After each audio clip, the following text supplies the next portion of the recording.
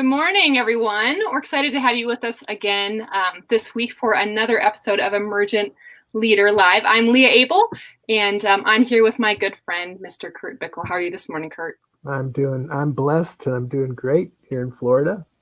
I guess it's not even morning where you are.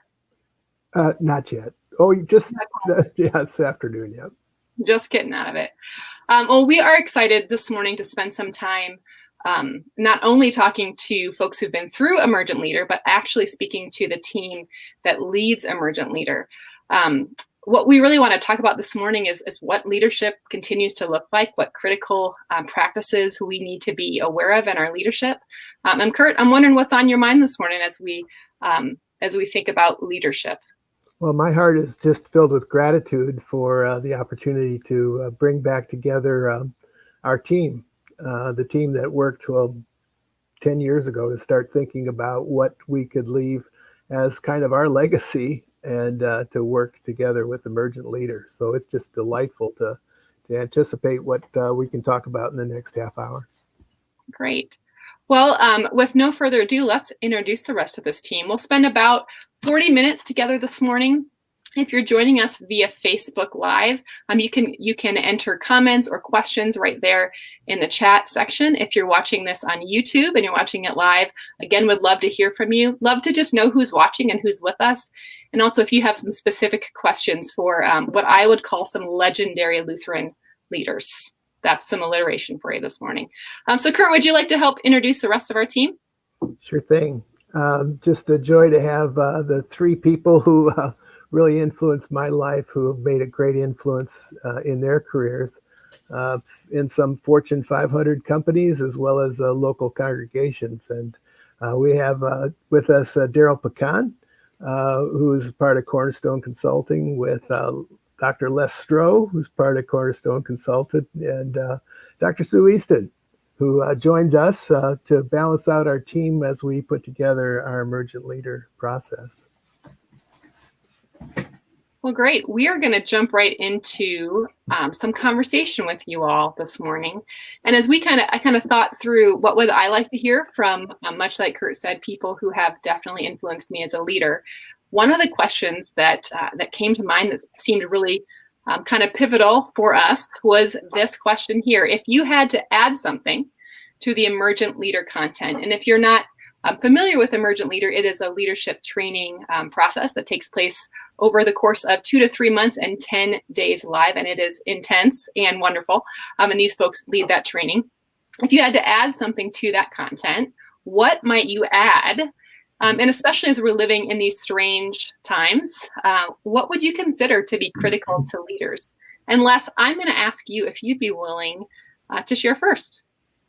Sure. Thanks, Leah. I'd be more than glad to do that, or at least give it a try. I think for me, the primary issue these days, if I had to add something, a component in some way, shape, or form to our training package, would be the whole concept of group dynamics in an online world. No matter how much we want to lift up the benefits of online, and clearly there have been benefits in a COVID world where we haven't been able to get together. So online has been a lifesaver in many ways, but it brings with it its own set of roadblocks to the development of interpersonal relations. And as much as we see that people are working remotely, not necessarily going to the office, trying to do group meetings online, it's still a difficult thing. Yes, it's been a salvation in many ways, but it brings with it its own problems. And when we begin to lose those abilities to develop relationships and work together on an interpersonal day-to-day basis, there are difficulties with that. So Cornerstone, one of the things that we've held up over the years is this little mantra that says quality begins with people. And when we talk about quality, the way we have defined that is excellence of character, or integrity, if you will, and the power to achieve productivity. And I think those are still essential qualities. And I think that our current, if you will, course of instruction for Emergent Leader lifts those things up, but we've lifted those up when we're all in the room together.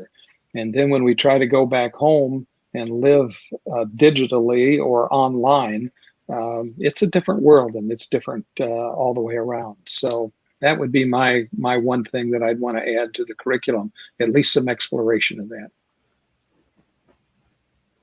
Yeah, it's Yeah. less that that opportunity to be in the room intensifies the awareness, and so the things that you're learning are really taken in while you watch other people grow. And it just, the awareness is heightened by being present and watching the whole or the gestalt of what's going on. Mm-hmm.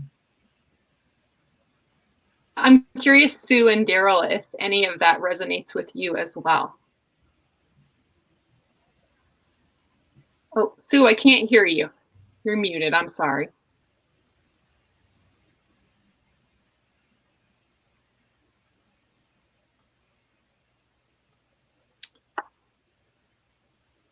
Well, that doesn't seem to quite. Got it. So yeah, there's a good example. Making sure everyone, it's a perfect opportunity to talk about that. Is that the technology gets in the way of those smooth interactions that people have, and I think what I saw initially when people started going online for their work was a little incident like we just had here would have caused people to start stressing out. And so having the comfort in knowing, okay, we're all in this together. We're going to work it out. But I've seen some other things happen that actually cause a real conflict in groups when they're now moved to an online environment. So, yeah, I think that's important. Yeah, and that little glitch reminded me too for myself, about the necessity to really be present, to stay connected, to not be distracted by some little thing that happens, and be clear about why I'm here. And so I'm going to pay attention. And because someday I'm going to be sitting there and the screen's going to freeze. And Sue was pretty calm about it. I'd probably panic.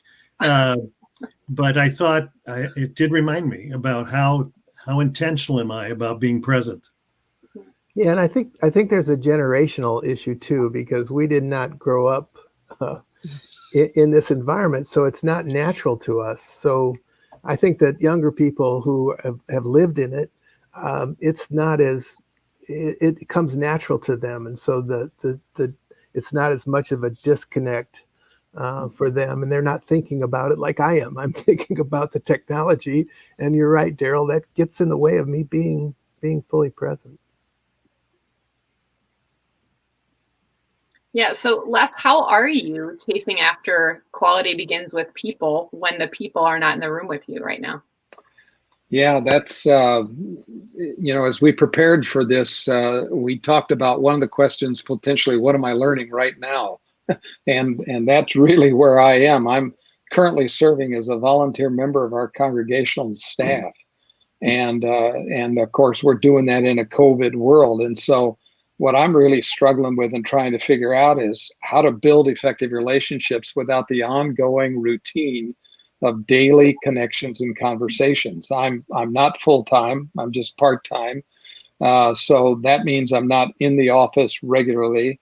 And in addition to that, of course, in the COVID world, things are just different. And so I'm all these things that I've talked about for years and years and years are coming full tilt around now, and I'm back into at least a weekly kind of situation where I'm just trying to figure out how to lift those things up, help people find their strides, be able to react with people around the issues of integrity and productivity. And so it's there in front of me, at least each time I get ready to interact with our staff. So I'm interested in what you said, productivity and integrity. Are those generally the kind of a focus for you, or do you find those being a greater focus in this moment?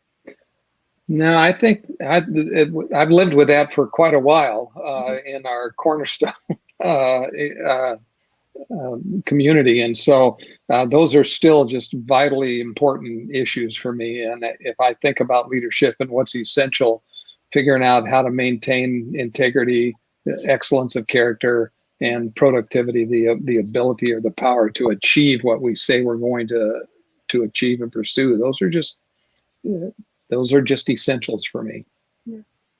Yeah, it's that alignment between the being and the doing, our capacity of integrity and our competency for productivity, finding that sweet spot of oscillating back and forth. Well, I'd love to hear, Sue, from you as well on that same question that I asked our friend Les. If you had to add something to the Emergent Leader content, what might you add? And what would you consider critical to leaders? I'd love to hear from you on that. Yeah, and I'll probably carry the theme that Les started about working remotely. And I think that although it seems like that's the world we live in, I think that world is going to be continuing. So how to work remotely, I think, is a really important issue. And I like to think very tactically about that. Like I would think one of the opportunities to add content would be around specifically what do we do differently in our meetings. So when we're working remotely, I think what's really important is to increase the amount of structure so that there's a clear plan, not just an agenda, but sending pre-reading, making sure people are clear on roles that they have in the meeting itself, and having ground rules. Those are things we do in our good meetings now. But when it's online, I think there's a couple things that we often don't even think about. Like I just worked with a client recently and had to run a focus group. And I was dying for a flip chart in a room of people. Didn't have that. But what I really had was rules that I could get everyone to buy into before we got started. One of them being turn on your video. And I find that most people like other people to have their video on, but they don't like to have theirs on. So that's just a rule. If we don't have that, we lose all the cues that we get from the body language. And actually, we're limited to our head. So we've got nothing but our head for our body language, but at least it helps. So that's part of it. So I think having some real structure and increasing it. I've been advising some of my folks to actually put things in writing more than you think you have to. So after a meeting, I might send an email back to Daryl and say, Daryl, here's what I heard. This is what I'm going to do. This is what I think you're doing. Let me know if that's not right. But to increase that kind of structure. And the other thing I'm seeing is an issue with role clarification. As people have all gone online, they don't have those informal opportunities to run into people and ask questions. And so I was just talking to someone this morning who had some conflict with a coworker because they both felt the other person was responsible and couldn't quite navigate that remotely. And it got escalated very quickly to a heated discussion. What we're doing right now is actually mapping out the process so that people can see this is what I'm doing and this is what you're doing, and it's in writing. So one of the things I would encourage is increasing the amount of structure that we put into our meetings and our conversations once we work remotely. Yeah, and Sue, you've actually been a pioneer in this when you did distance learning with Rollins College. Yes. I mean, you were like one of the first people to put that together, including a textbook on it somewhere, I think. Certainly, that was my dissertation, was facilitating online. And that was over 20 years ago before we were doing this. But what happened, I think, this year was everyone started working online without having an understanding of what's going to happen to the issues related to people things, as Les was referring to. You know, how do we manage those discussions? So although you said like it seems like our generation, Kurt, is kind of struggling with sort of this new stuff, my experience has been that the generation that's younger than us work so much in texting that they don't have the conversation parts as much, that everything is text based. So although that might be easier, we still are losing those other components to the relationship that drives the smoothness to the work that we do together. Yeah. And there's some helpful tools too. You talked about the detail follow through. And not everybody's paying attention to some of the critical stuff. I found a great tool is the rev.com that actually records the transcript, at least for Zoom meetings. And having that transcript and sending that out is kind of caption on the headings of what were the topics, and then when tasks emerge. It also helps people realize their conversation and kind of the flow of things. I know it's taught me to be more succinct and clear as I look at the transcript. Yeah, one of the challenges that I'm running into is that people don't all work the same system. So, for example, this call is done on a system I've never worked with before, so someone like Leah is like smooth as heck, because she's worked with it. But yeah, I've got people on calls that some are Zooming, some are using FaceTime Messenger, and the little nuances that make it more effective, like the tool that you suggested, Kurt, aren't available to everyone, so it's almost like some of us are talking a different language. And it takes a lot of patience to be able to help people understand, no, we're not all looking at the same thing. Mm-hmm. Yeah, Sue, when you were talking about the very tactical elements and the being able to lay that out and be clear about structure, et cetera, I was thinking about where have I seen that in play, right? And a couple places that I've gone where I've been able to watch other people do lead and online and learn from them and watch their mistakes at the same time. One of them is called Eventbrite, Brite, and where they have all kinds of programs that you can go in. Now, some you got to pay for, but there's enough free ones in there to sort of watch how other people structure what they're doing to be more effective. So that's been a learning place for me. The other learning place for me is the University of Michigan Ross School of Business. Go Blue! But it's very good. They have some wonderful things that you can watch for free, and you're watching, professors who've struggled to learn how to do this, and the content is good, and their mistakes are very visible, but they're pretty relaxed about them. I noticed when they make a mistake with the technology and the way they're doing it. So that was a learning for me as well, to take a good look at them. So those are two places I would offer up, and I'm certain any major university has online kinds of things that you can go in and learn from. Yeah.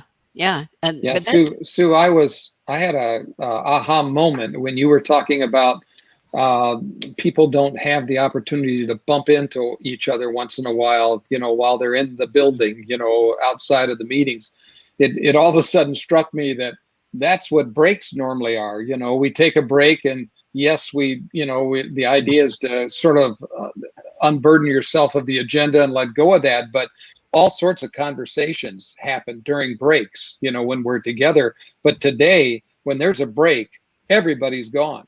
Right? they leave the camera, they leave the microphone, they go to some other place in the facility they're at, and there is no interaction during breaks about anything that we just talked about, right? Mm-hmm. And I went, gee, that's, I wonder if I don't need to just build in some casual moments of casual conversation.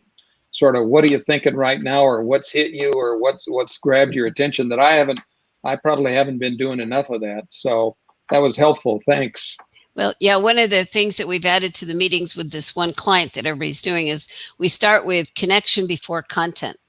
So that before we get into the meeting, we ask just very briefly, go around the room. What's one thing that happened this week that made you excited? But it takes less than 2 minutes, but it starts with, let's get together first. And I think more organizations are recognizing how important that is. Yeah, especially online, because I think the icebreakers we do personally usually happen socially in the circle. And online, unless people have had a chance to put their voice onto the program, they're not engaged enough. Mm-hmm. I think just in general, the fundamental strategy here, I think, Sue, you lifted up structure. I think we learned in our consulting practices that if we don't have good structure in place, our process is clear, and all those guidelines and everything, I think it applies across all leadership to think clearly about your structure so you get good results. Yeah, I think we always say structure. Sorry. Go ahead, Sue. We always say structure drives behavior. Yeah, we've used that. Organizations are perfectly designed or structured to get the results they get. It's sort of on a macro thing. But as I listen to a conversation and from you here, it strikes me that there's a micro application of that too. Meetings are perfectly structured to get the results they get is also an application here. I heard someone make the statement not too long ago that they have been calling COVID is it's like the windshield effect. So, I've told a lot of people, if you had bad meetings before, you have bad meetings now, it's just more obvious. If you had, bad people dynamics before, they were bad, then they're just more obvious now. And when he used that picture of the windshield, you get a little chip in your windshield and you don't notice it for like ever. And then something happens. It gets cold. It does. I live in Denver, Kurt, if you remember, it's cold in other places besides Florida. And it gets cold and then boom, right? Suddenly you've got this mess. And I think in a lot of ways, some of those connections, I really resonated too with your comment about connection before conversation. And we may do that more naturally in a room, but some people never did that. And now it's just even more obvious. Great. Daryl, I would love to hear from you on the same question that I've asked your esteemed colleagues here. If you had to add something to the Emergent Leader content, what might you add? What would you consider to be critical to leaders? So what do you think, Mr. Pichan? Whoa, okay. Very few people call me Mr. in my life, let me tell you that, no matter how far back you go. I would say that one of the things that comes to my mind, and it's certainly pretty obvious to everybody, is to spend more time talking about leading in a crisis. What are the things that I ought to be about when I'm faced with a crisis as a leader? And you have to define what a crisis is for you to begin with. There's a continuum between a crisis and a challenge, I'm sure, that could be looked at. But how do you harness your emotions and how do you get your best thinking and the clarity around that when you're facing something that is unknown to you or you don't have a lot of experience with? That certainly has been the case over the past months here as we've dealt with COVID.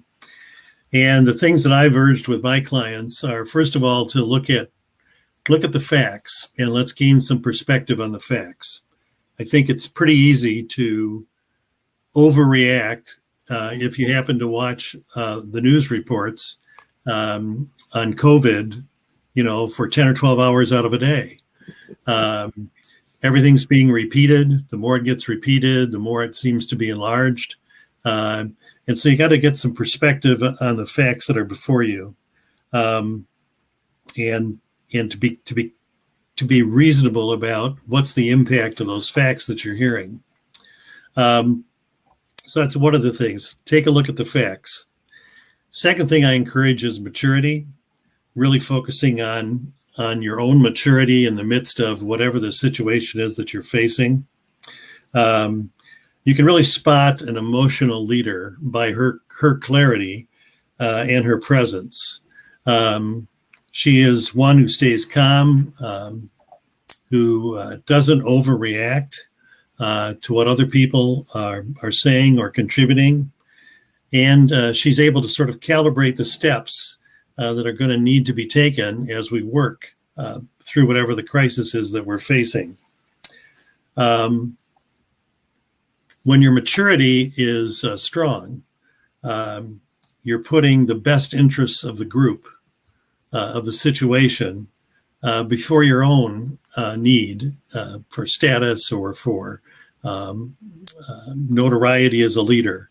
But you're really focused on other folks on the group about putting their needs first. And the third piece that I would offer up that helps in terms of a crisis is to really ask, how are you taking care of yourself? And sort of three things around that. Do you have somebody who will listen to you? And how do you engage them? And how do you continue to maintain a relationship with them? And when I think of somebody who's going to listen to you, I'm also thinking about people who are willing to give you feedback. Over the years, it has been very valuable for me to have Sue and Les and Kurt in my life who have been more than willing to give feedback. Sometimes I'm smart enough to ask for it. And a lot of times they're smart enough to ask me if I'd like some feedback. And it's just been invaluable to me in numerous situations to be able to gain their wisdom and their understanding and perspective on how they see me functioning. And I, again, thank them for that. I think another thing you can do to help your own self-care is do something for somebody else. This is a good time to be clear about how it is that you're contributing to the lives of other people who are struggling, and to find a way in your own life to do that. And the last one is that we've talked about, and it's been clear here today, is stay connected. Stay connected to the people that you're leading, and even that conversation that we've talked about, that just that sort of chatter back and forth about how you're doing and what's going on.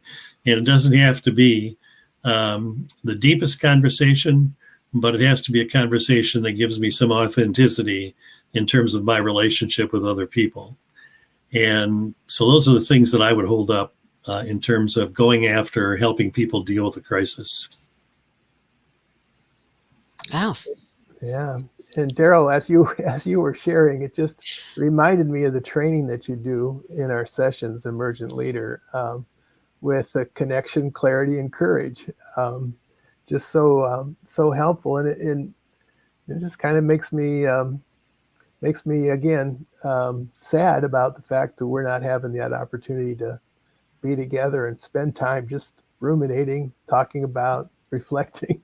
It's just it's great to reinforce that. Thank you. Mm-hmm. Yeah, I like hearing your voice again, Daryl, too, by the way. The voice. At one point you made that I just loved was that part about staying calm, Yeah. and it's so clear that when the leader is anxious, it becomes contagious, and then everybody starts to just fall apart. So I really like your point about a calm leader, that really has to model that. So great points. I'm taking notes. Yeah, I'm taking notes too. When you're going to write the book, that's the question. When you're going to write the book, yeah. Yeah. Yeah, I appreciate, Leah, how you put that up too on the screen, because as I was writing, I'm like, yeah, I mean, that is so good. Look at the facts being such an important part of that. To your point, this whole year has been just a sludge of stuff, and then comments and people kind of moving without reality bases. Yeah. So, yeah. I've periodically taken, I periodically take what I call news breaks. Mm-hmm. I won't watch the news. I won't read anything. I won't go online. I just need to step away from the stuff that's being produced and projected and shown day after day after day, minute after minute. I need time away from that. For me, that's whenever I do that, I always go, boy, I'm feeling better. Yeah. I'm feeling better. Yeah. And I've encouraged a couple of my friends who are very caught up in the anxiousness of politics and COVID and et cetera. I've just really challenged them to step away, step back. Don't take a day off. Just take one day. I mean, the world doesn't really change that much for the most part in a day. So that's one thing that I've done with my friends. And I think we're dealing with COVID right now, but there's always going to be something, you know, and maybe not like this, but this is, I like your analogy, Lee, of the windshield, but there's always going to be something, you know, and these principles are going to stand the test of time with that. Yeah. But yeah. It's in the self-care piece is just so critical. In fact, in some ways, I welcomed the opportunity to slow down.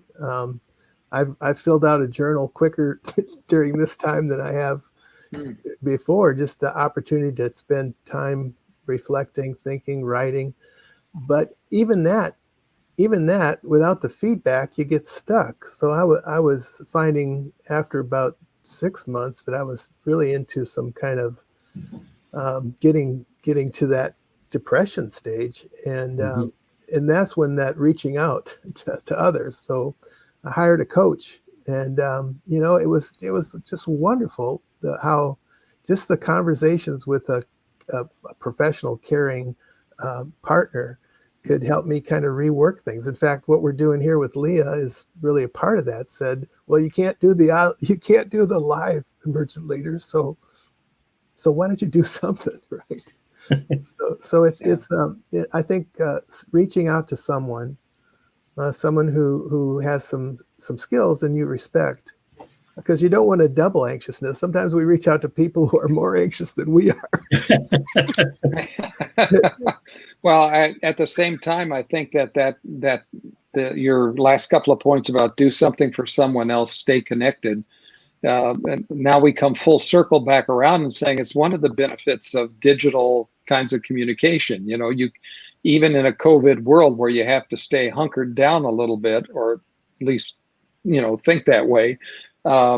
You can use the electronic stuff, whether it's Facebook or Zoom or, you know, whatever it might be, that allows you to make contact with someone who may indeed be looking for someone. They may be stressing and needing that kind of contact, and even if it's just a quick message or a quick phone call or whatever, might open the doors for you to be able, that person to unburden themselves or share with you some of their concerns, and a chance for you to react and respond and help them work through that. So, you know, for the bad things that maybe pop up around having to live with so much digital stuff, there's a lot of benefits to it too. That what goes around comes around, I guess. So. Yeah, I wanted to lift up one of the comments that came in from one of the folks who's watching us right now that I just thought was really interesting, and kind of goes back to this idea of how we are connecting online. So Lewis shared just a comment here. He said, I wonder if adding a forgiveness element to the beginning of a meeting would help overcome some of the roadblocks. We kind of talked about, you know, what does that feel like as those meetings maybe feel more tense because you don't have the social pieces that are happening naturally. I wonder, any thoughts on that? Well, first, it's great to hear from Lewis. I think he was in one of the third class that went through, and just watching his professional growth as he continues to stay connected and bringing up our spiritual aspect to this, just remembering the one who holds all things together and holds us during this time. Well, we have just a few minutes left, and I'm wondering, in this time that we have left, what are some other pieces? Anything else you would add, Kurt? Do you have, here's my new thing I want to add to Emergent Leader content as you've been thinking along these last few months? Well, no, I would just underscore what my partners have already shared. It's just really helpful. And if anything, I just am celebrating team, because I've never done anything of great value without being in partners with others to make it even better. So it's just nice to have this opportunity. Well, it looks like we lost Sue for a second, but I think she's coming back. So I'm going to add her back to our conversation here. Sue, we always miss you. But we miss you just now. I'm still calm. Yeah. So I think we could talk a little bit about the future, which is another leadership skill, is to manage the future in the middle of ambiguity, and kind of look at leadership that can be clear and connected and courageous, even though there's a lot of ambiguity. And right now, we don't know for sure if, I should say, when an emergent leader will come back, reemerge. But we're quite certain and grateful that it will.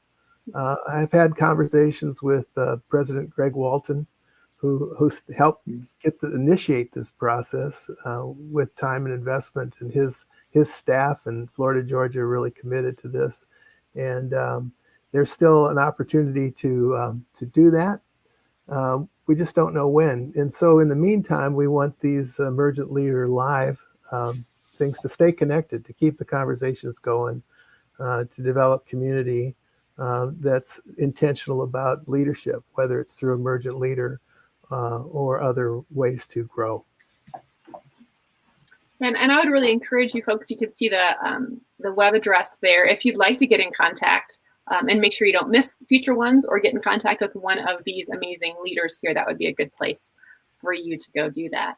Well, before we wrap up, any closing thoughts that you all have to share with our audience? I want to be sure to be thankful to you, Leah, for your leadership, and she really from a tech side, sort of put this together for us, and she's great at that. And she's great at keeping things moving along, and I thank Leah for that gift that she has. Well, thank you. I learned from the best. I went through the Emergent Leader training, just so you know. So I'll speak to the value. I wouldn't be doing this if it wasn't for those 10 days in Florida. I will say that for sure. Well, thank you. And again, if you'd like to keep in contact with Emergent Leader, you can find us here at this web address. We do have a monthly and sometimes bi-monthly MailChimp we send out with regular articles. There's some articles written by these folks right here that you can read, some great wisdom for them to share in all times, COVID and otherwise. And we hope to see you again soon.